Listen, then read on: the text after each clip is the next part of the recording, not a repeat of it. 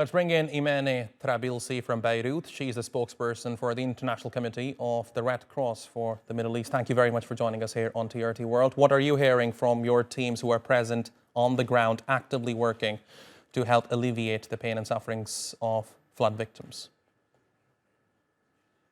Unfortunately, the news that we're hearing from our colleagues in the field are far from being positive. The humanitarian situation is quite catastrophic.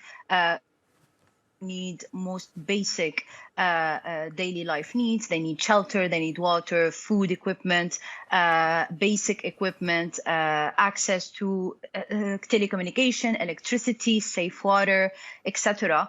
The authorities and the humanitarian actors in place involved in the rescue and search operations are also struggling with a huge expected number of persons that might be still under the mud, swept into the sea, or still under the rubble as we're speaking.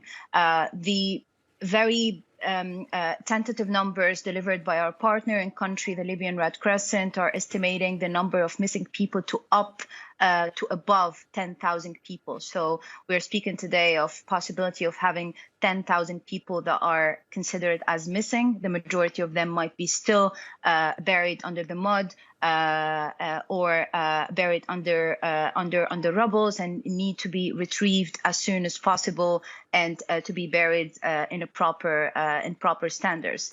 The needs are colossal. What the humanitarian actors are able to deliver at this point, namely due to the difficulty of access to the affected areas, due to the heavy damage that the roads and the bridges were destroyed due to the floods, and therefore humanitarian actors struggle to access the most affected areas and deliver on a quicker pace further assistance for both survivors but also rescue actors. I mean, if you were to compare the situation on day one of the floods to what it is right now, would it be fair to say that in terms of humanitarian response, the situation has improved?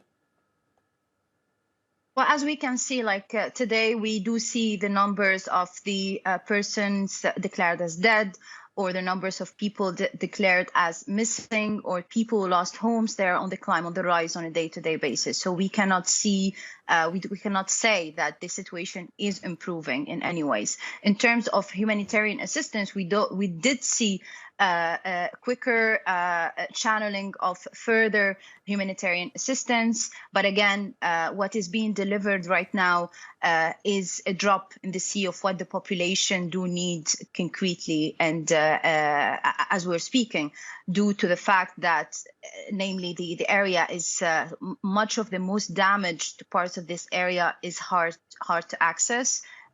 So for the International Committee of the Red Cross, we've been delivering assistance in terms of food items, medicines, basic household equipment.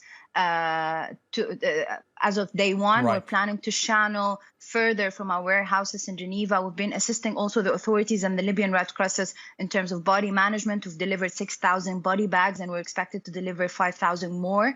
But we cannot say that these numbers or what we've been able to deliver is sufficient at the moment. Imene Trabelsi, thank you very much for talking to us here on TRT World. Really appreciate your taking out the time.